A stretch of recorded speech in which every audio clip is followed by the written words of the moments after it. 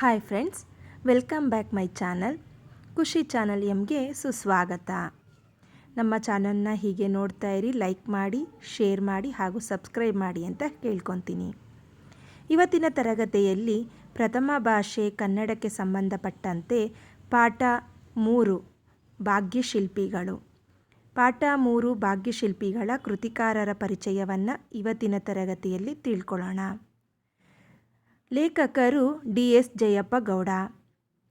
ಡಿ.ಎಸ್. ಜಯಪ್ಪ ಗೌಡ ಅವರು 1947ರಲ್ಲಿ ಚಿಕ್ಕಮಗಳೂರು ಜಿಲ್ಲೆಯ ಮೂಡಿಗೆರೆ ತಾಲೂಕಿನ ದಾರದಹಳ್ಳಿಯವರು.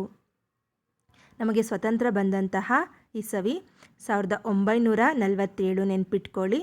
ಚಿಕ್ಕಮಗಳೂರು ಜಿಲ್ಲೆಯ ಮೂಡಿಗೆರೆ ತಾಲೂಕಿನ ದಾರದಹಳ್ಳಿಯವರು. ಇವರ ಪೂರ್ಣ ಹೆಸರು ದಾರದಹಳ್ಳಿ ಸುಬ್ಬೇಗೌಡ ಜಯಪ್ಪ ಗೌಡ. ದಾರದಹಳ್ಳಿ ಅನ್ನುವಂತಹದ್ದು ಅವರ ಊರಿನ ಹೆಸರು. ಆ ಊರಿನ ಹೆಸರು ಜೊತೆಗೆ ಅವರ ತಂದೆಯ ಹೆಸರು ಸುಬ್ಬೇಗೌಡ ಜಯಪ್ಪ ಗೌಡ. ಇವರ ಪ್ರಮುಖ ಕೃತಿಗಳು ಕರ್ನಾಟಕ ಗ್ರಾಮೀಣ ಸಂಸ್ಥೆಗಳು, ಕರ್ನಾಟಕದ ಕಡಲಾಚೆಯ ಸಂಪರ್ಕಗಳು, ಮೈಸೂರು ಒಡೆಯರು, ಜನಪದ ಆಟಗಳು, ದಿವಾನ್ ಸರ್ ಎಂ ವಿಶ್ವೇಶ್ವರಯ್ಯನವರ ಕಾರ್ಯಸಾಧನೆ. ಇದು ಅವರ ಪ್ರಮುಖ ಕೃತಿಗಳು. ಪರೀಕ್ಷೆಯಲ್ಲಿ ಇಷ್ಟು ಕೂಡ ಕೃತಿಗಳನ್ನು ನೀವು ಬರೀರಿ. ಗೊತ್ತಾಗಿಲ್ಲ ಅಂತಂದರೆ ಸ್ವಲ್ಪ ಕೃತಿಗಳನ್ನಾದರೂ ನೀವು ಅಲ್ಲಿ ಮೆನ್ಷನ್ ಮಾಡಿ. ಇವರ ಪ್ರಮುಖ ಕೃತಿಗಳು. ಇವರಿಗೆ ಕರ್ನಾಟಕ ಸಾಹಿತ್ಯ ಅಕಾಡೆಮಿ ಪ್ರಶಸ್ತಿ ಲಭಿಸಿದೆ. ಕೇಂದ್ರ ಸಾಹಿತ್ಯ ಅಕಾಡೆಮಿ ಪ್ರಶಸ್ತಿನೇ ಬೇರೆ, ಕರ್ನಾಟಕ ಸಾಹಿತ್ಯ ಅಕಾಡೆಮಿ ಪ್ರಶಸ್ತಿನೇ ಬೇರೆ. ಇವೆರಡಕ್ಕೂ ಕನ್ಫ್ಯೂಸ್ ಮಾಡ್ಕೋಬೇಡಿ. ಇವರಿಗೆ ಬಂದಿರುವಂತಹ ಪ್ರಶಸ್ತಿ ಕರ್ನಾಟಕ ಸಾಹಿತ್ಯ ಅಕಾಡೆಮಿ ಪ್ರಶಸ್ತಿ. ಪಾಠ 4 ಎದೆಗೆ ಬಿದ್ದ ಅಕ್ಷರ. ಇದೇ ವಿಡಿಯೋದಲ್ಲಿ ಕಂಟಿನ್ಯೂ ಮಾಡ್ತಾ ಇದ್ದೀನಿ. ಲೇಖಕರ ಪರಿಚಯ ದೇವನೂರ ಮಹಾದೇವ. ಎದೆಗೆ ಬಿದ್ದ ಅಕ್ಷರ ಪಾಠದ ಲೇಖಕರು ದೇವನೂರ ಮಹಾದೇವ. ಇವರು 1948ರಲ್ಲಿ ಮೈಸೂರು ಜಿಲ್ಲೆಯ ನಂಜನಗೂಡಿನ ದೇವನೂರಿನಲ್ಲಿ ಜನಿಸಿದರು.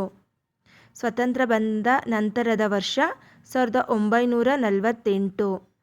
ಇದನ್ನು ನಾವು ಸುಲಭವಾಗಿ ನೆನ್ಪಿಟ್ಕೋಬಹುದು. ಇವರ ಸ್ಥಳ ಮೈಸೂರು ಜಿಲ್ಲೆಯ ನಂಜನಗೂಡಿನ ದೇವನೂರು. ದೇವನೂರ ಮಹಾದೇವ ಅವರ ಊರಿನ ಹೆಸರು ದೇವನೂರು. ನಮಗೆ ಸುಲಭವಾಗಿ ನೆನಪಾಗುತ್ತೆ. ಮೈಸೂರು ಜಿಲ್ಲೆ ನಂಜನಗೂಡು ತಾಲೂಕನ್ನು ನಾವು ನೆನಪಿನಲ್ಲಿ ಇಟ್ಕೋಬೇಕು. ದಲಿತ ಮತ್ತು ಬಂಡಾಯ ಸಾಹಿತ್ಯದ ಪ್ರಮುಖ ಲೇಖಕರಲ್ಲಿ ಒಬ್ಬರು ದೇವನೂರ ಮಹಾದೇವ ಅವರು. ನಾವು ಹೊಸಗನ್ನಡ ಸಾಹಿತ್ಯವನ್ನು ನವೋದಯ, ನವ್ಯ, ಪ್ರಗತಿಶೀಲ ಹಾಗೂ ದಲಿತ ಬಂಡಾಯ ಅಂತ ನಾವು ಅದನ್ನು 4 ಭಾಗಗಳಾಗಿ ವಿಂಗಡಿಸ್ತೀವಿ. ಇದರಲ್ಲಿ ದಲಿತ ಮತ್ತು ಬಂಡಾಯ ಸಾಹಿತ್ಯದ ಸೇರಿದಂತಹ ಪ್ರಮುಖ ಲೇಖಕರು ದೇವನೂರ ಮಹಾದೇವ. ಇವರ ಪ್ರಮುಖ ಕೃತಿಗಳು ದ್ಯಾವನೂರು, ಒಡಲಾಳ, ಕುಸುಮಬಾಲೆ, ಗಾಂಧಿ ಮತ್ತು ಮಾವೋ, ನಂಬಿಕೆಯ ನೆಂಟ. ಮತ್ತೊಮ್ಮೆ ಹೇಳ್ತೀನಿ, ದ್ಯಾವನೂರು, ಒಡಲಾಳ, ಕುಸುಮಬಾಲೆ, ಗಾಂಧಿ ಮತ್ತು ಮಾವೋ, ನಂಬಿಕೆಯ ನೆಂಟ.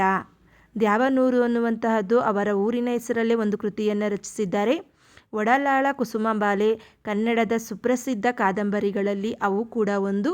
ಅದರ ಜೊತೆಗೆ ಗಾಂಧಿ ಮತ್ತು ಮಾವೋ, ನಂಬಿಕೆಯ ನೆಂಟ. ಇವರ ಕುಸುಮಬಾಲೆ ಕೃತಿಗೆ ಕೇಂದ್ರ ಸಾಹಿತ್ಯ ಅಕಾಡೆಮಿ ಪ್ರಶಸ್ತಿ ಲಭಿಸಿದೆ. ಇವರು ಬರೆದಿರುವಂತಹ ಪ್ರಮುಖ ಕೃತಿಗಳಲ್ಲಿ ಒಂದಾಗಿರುವಂತಹ ಕುಸುಮಬಾಲೆ ಕೃತಿಗೆ ಕೇಂದ್ರ ಸಾಹಿತ್ಯ ಅಕಾಡೆಮಿ ಪ್ರಶಸ್ತಿ ಲಭಿಸಿದೆ. ಎಷ್ಟನೇ ಇಸವಿಯಲ್ಲಿ ಇವರಿಗೆ ಕೇಂದ್ರ ಸಾಹಿತ್ಯ ಅಕಾಡೆಮಿ ಪ್ರಶಸ್ತಿ ಬಂತು ಅದನ್ನು ಕಾಮೆಂಟ್ ಮಾಡಿ ತಿಳಿಸಿ. ನಂತರ ಇವರ ಒಡಲಾಳ ಕೃತಿಗೆ ಭಾರತೀಯ ಭಾಷಾ ಪರಿಷತ್ತು ಪ್ರಶಸ್ತಿ ಲಭಿಸಿದೆ. ಇವರ ಇನ್ನೊಂದು ಪ್ರಮುಖ ಕೃತಿ ಒಡಲಾಳ. ಇದಕ್ಕೆ ಭಾರತೀಯ ಭಾಷಾ ಪರಿಷತ್ತು ಪ್ರಶಸ್ತಿ ಲಭಿಸಿದೆ. ಇದಿಷ್ಟು ದೇವನೂರ ಮಹಾದೇವರವರ ಕವಿ ಪರಿಚಯ.